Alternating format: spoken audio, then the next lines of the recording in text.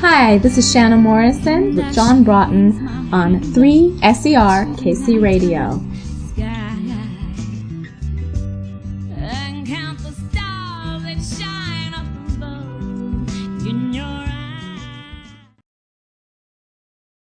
What would be your earliest memories of music becoming an area of interest for you? Gosh. Well, probably just a lot of music was played around my house when I was young. My dad and my grandparents, my mom, everybody was into music, so they played a lot of records, and, my dad would always play guitar around the house, and the family would sing, and friends would come over and play, and so it kind of was always there in the house, I think you originally had plans to be a teacher, is that right? Yeah, I did. At one point when I was in college, I had a teaching job, and I think it was the best job I ever had. I loved it, so I might go back and do that someday. It was a really good job. I taught elementary school, so it's really a rewarding job. I like it a lot.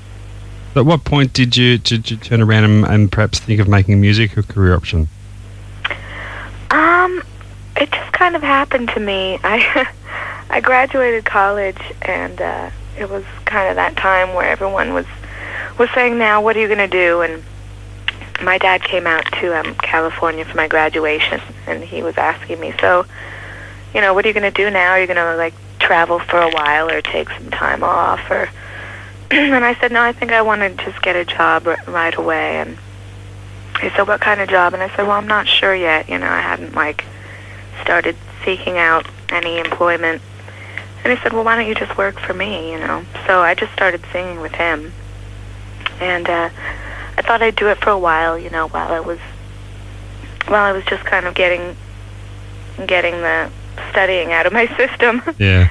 And but while I was working for him for that year, I started writing songs, and then I got an idea of starting my own band. I thought, well, I'm young now, so I might as well do it now than later. And that's how it kind of started, just snowballed like that. When you were developing your own musical taste there, who were some of the vocalists and songwriters that first grabbed your attention? I always liked Ricky Lee Jones, Tina Marie, Pat Benatar, Mary Black, Sinead O'Connor. A lot of women vocalists, and musicians. When you were developing your own songwriting there, did it take long for you to work up a confidence in your own writing to the point of performing it in public? Oh, yeah. I mean, when I was in high school and I used to write, lyrics and little melodies, write little songs, and I would never want to show them to anybody, I would only show them to my mom, and my mom would, get tears in her eyes and, almost start crying, this is great, But I was like, oh, maybe it's just my mom thinks that, So it took a while, but, and then I started, showing them to my dad, and, he would give me his little comments and stuff, and after a while, I just, it really got me, it made me more confident when I started co-writing with other musicians, and they started to put in their 2 cents, and then I thought, well, it's not just me, it's me and them, so yeah. Maybe they added it and made it a little better, so that kind of helped my confidence, and basically once I had enough songs to fill a night, I had to have 20 or 21 songs, but once I had that, then I started my own band. Have you encountered much of the inevitable comparisons, I guess, with your dad's work? Has that been a problem for you yet? A little bit in the beginning, but I've been doing this. I've been having my own band for 3 years now, and a little bit in the beginning, but not so much anymore, because the style of music is different. Yeah. And, so there hasn't been a great deal of pressure on you at all, being the daughter of Van Morrison. No, I mean, for a while my name was, Van Morrison's daughter, and then my name became, who no longer needs to be referred to as Van Morrison's daughter, and so that's just, part of it, but it's kind of slowly tapered off. That's good to hear. At least here. Did the time spent playing in your dad's band help you at all in developing an on-stage persona and confidence there? Definitely. It's amazing playing with that level of musicians and being able to watch him every night because he's such a great performer. And you learn so much. And there were also other guest performers like Brian Kennedy and Jimmy Witherspoon and John Lee Hooker and different people that would come on, and you just see everyone's performance style. And I think I learned a lot from that. And just, not like I'm going to emulate that, but just being around that every night. Oh yeah, what a wonderful way to serve an apprenticeship. Yeah. And people are around you. Definitely. Let's talk about your band, Caledonia. How did they come together? Little by little. I put together a band, at first for my first gig, and little by little we've had to fire people and hire people, and now I think for about almost a year now I've had one band, and I think this is like the finished product. I don't think we need to look anymore, but it took a while to get a group of people that could work together, that could play this style of music very well, and so it kind of went through a couple years of changing members. Just for the benefit of our listeners here, just run through some of the guys and perhaps a bit about their backgrounds. Yeah, first guy who's been in my band from the day one is Scoop McGuire, and he plays bass, and he's always been a great idea man. All the guys are from Marin County here where I live now, which is just north of San Francisco. And so Scoop's been with me from the beginning, and he plays stand-up and electric bass.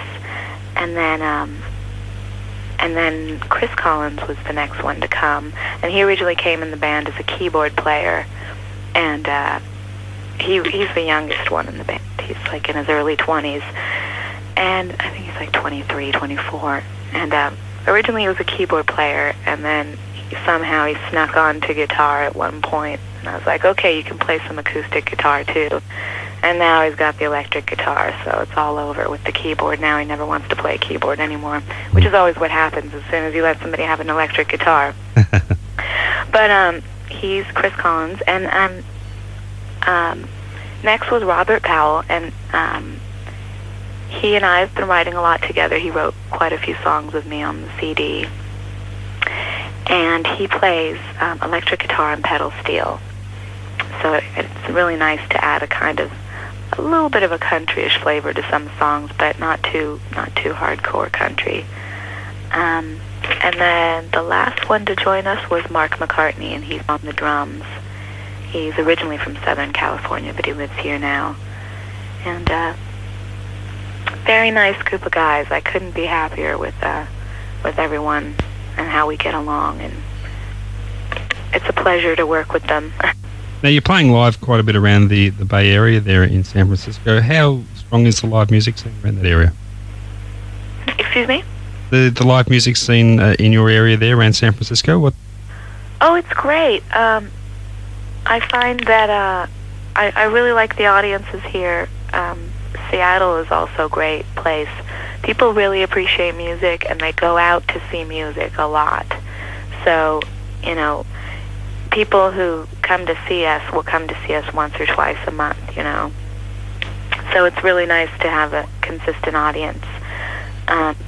In San Francisco, in the city, the audiences are a little more snobby. I think they have a lot of music choice, so sometimes the band gets a little upset because sometimes they're holding their beer and they won't clap or something, But that's just because I think they're a little more snobby. Same kind of reaction in LA, but they always come to see you. They're always consistent in coming, and they're always there, and they're always enjoying it. And they've been demanding a CD for a long time, and we were kind of negotiating a deal that fell through. Our company that we were going to sign with closed, So we put out our own CD, and they've been buying tons of them. They're like coming up and buying like 5 or 6 at a time for all their friends. So they're really supportive, our audience here. Fantastic. What types of venues are you playing in general? Mainly the clubs?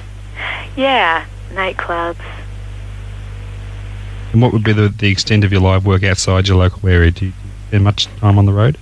Yeah, we play all over the country, and we do little trips. You know, like a tour would be like a week or 2, and we play nightclubs all over, mostly on the coasts, and ski resort areas, and but yeah, we're doing a lot of traveling for a band that doesn't have a major deal.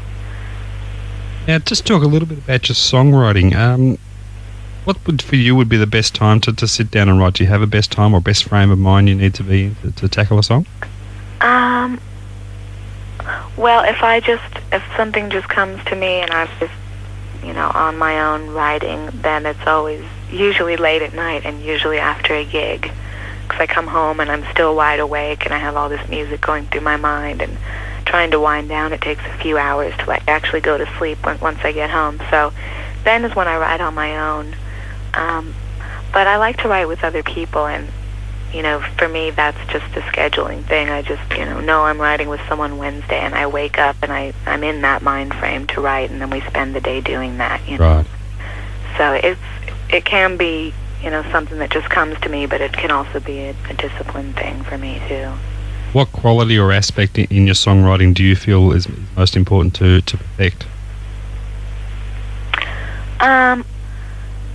Well, I try to write things that are true. I try to write things that are true to me, or stories about people I know.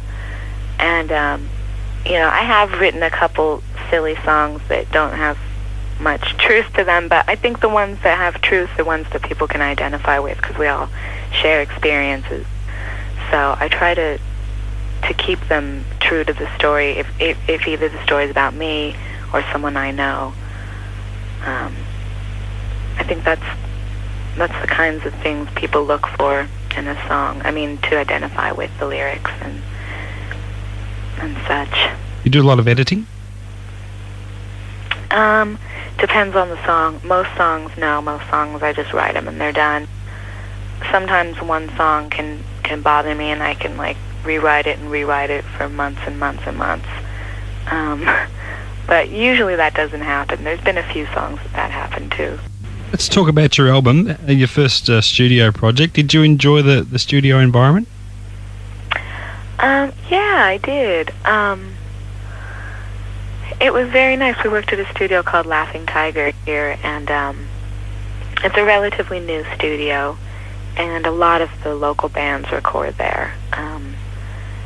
And they've got great equipment, really nice staff, and it was really comfortable there. I liked it a lot. I think we're going to be doing our next one there as well. There's a real diversity of musical styles on the record too. Were you conscious of wanting things to be that way when recording? Mix it up a bit? No. I mean, that's the way I write, and that's been a problem for me in trying to, sell my my projects to labels, because they usually want one style, and they don't want to be confused by a bunch of different styles. But that's always been me, because I like so many styles of music. And when I write a song, I think, now let me write something that's unlike any other song I have, and that can be a curse. But that's what keeps my show interesting. I think when a live audience comes, to see us play, it's not the same song over and over and over for 3 hours. Yeah. We can start off with a little folky thing, we can move into some country things, then we can do some pop, then we can do some rock things. At the end of the night, we can do some R&B, and it kind of keeps the whole show interesting, to me at least, and I think audiences appreciate it too. I guess the diversity of styles has probably made it a little bit difficult for critics or reviewers trying to categorise the record as they like to do. Yeah, probably. And I'm trying, I mean, with that CD, I didn't try too much, but with the next, I'm going to try to keep it, kind of within one style, and kind I'm convincing myself now that I can change styles with each record, but within a record I should try to keep it pretty. I hope that works. How do you feel about critics trying to pigeonhole label music like that? Does it bother you? Well, it's a shame. I mean, you end up playing this game with them, which is pretending, that you're a pop artist and that you're writing whatever's the hip thing that's going on right now. And then you have to kind of pretend that that's what you are and sell yourself to the label. And then once you get signed, then you can let out your true self. Maybe by the second or third album, then you can go, see, that's not really what I am. I do this, this, and this too. But it's that whole pretending game that you have to start out with, which is, whatever's the best thing on the radio right now. Oh, yeah, that's what we do too, So it's a little bit of a, acting and a game going on there too. Now, I dare say we're probably one of the first stations to get you happening over here. How's the radio response been over there? I don't know if we've played any radio there, and we're just starting to talk about going over there in the summer. I know there's some festivals and stuff. So it'll be our first time over there, and probably once we get some gigs booked, then we'll look for doing some press and radio and stuff like that. But we're just, we really just concentrate on the places that we're playing right now. We go place by place with promotion and stuff like that. How's the radio response been in the States? Excuse me? How's the radio response been over there in the States? Really well. Yeah? Yeah, we're played on about a dozen radio stations regularly, and then when we hit another area, they'll start playing our stuff before we get there and announcing our gigs, and it really helps with us, people know what they're going to get before they arrive instead of, how it used to be. But, and it's been helping for us to sell. We've sold a lot of CDs, which helps us travel and pay for our expenses on the road, gas and all, So, but yeah, radio's been really nice to us. Now, you chose to cover your dad's Sweet Thing on the album. Of all his songs, was there any particular reason why you chose that one? Well, probably because that's the first song that I remember hearing of his. Ah, yeah. It's the oldest song of his that I really identify with. I remember hearing it from when I was 2-3 years old, So, for me, for a first record, I thought it was appropriate. I do some of his songs at my gigs, and people come and they want to hear, they ask me to hear them, and I'm not, ashamed or shy to play them. But I thought because that's the oldest one that I remember hearing, that I'd do that one, and I'm sure on future, CDs that we do, I'll do some more, because I think, I love the music, and a lot of people love the music, and it's just a way of kind of acknowledging where I came from, paying a little tribute to that, Now, with an album's experience behind you, and apart from, as you just mentioned before, maybe settling down to one musical style on the next album, are there any other things you may tackle a little bit differently? Well, I think we'll try to get the next CD sonically a little better. The first one we did, it originally was just going to be some demos that we were recording, and so we didn't really meticulously, try to record it, but, as I said, our label deal fell through, and we had these demos that we were in the middle of recording, and we just thought, oh, well, let's press them, because, people are going to start throwing fruit at us at gigs, because they're just tired of waiting. So this time, if we'll be recording it with the fact that we're going to print it in mind, so I think it'll be a little better, not this, a lot of, noise on the CD that we didn't realize was there first time around and stuff. So yeah, it'll sound better. It'll sound more professional. And just before we finish up, what's on your books for 1999? What can we expect to hear from you? Well, we'll have a new CD out, and we'll be traveling more. This CD Caledonia, the first CD, I just signed a distribution deal for. So we'll have it worldwide distribution. Oh, terrific. So that'll help us be able to get around a little more. So I think we'll be able to play in new places, and, Australia being one of them. And so, yeah, it's going to kind of open up our world for us a little more. Okay, Shana, I won't keep you any longer. I want to thank you very much for your time. Congratulations on the album. I think it's an excellent debut. Thanks, John. And we look forward to the next one, and hopefully All right. get the chance so to see you down here live. All right. Well, I'll let you know when we have plans. That'd be great. Okay. Okay, thanks a lot. Take care. Thank you. Bye-bye. Bye.